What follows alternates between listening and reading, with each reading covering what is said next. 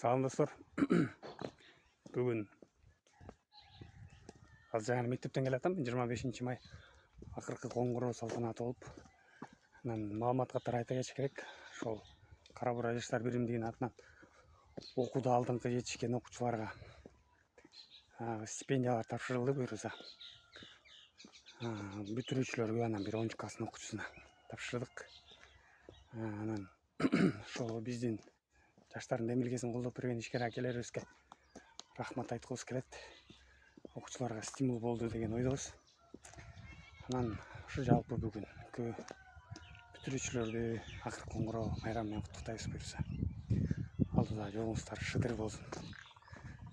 Биздин дагы билинбейли 10 жыл өткүптүр, 10 жылдык майрамыбыз менен 95-тер өзгөчө Ишнабыз Сеитбай орто мектебинин 2013 жылкы 11 А классын бүтүрүүчүлөрүн куттуктайм.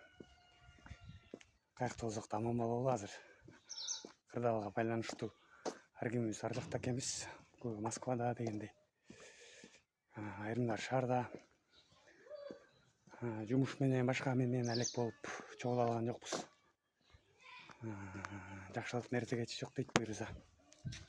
Чогулуп жакшы күндөрдү эстеп дегендейчи. Анан албетте биздин классташ кыздарды да куттуктайм. Үй бүлөлүк бакыт таалай, баардык ойлогон эң максаттары ишке ашсын дейли. Жалпы классташтарды куттуктайбыз. Анан бизге ошол атам газын тааныткан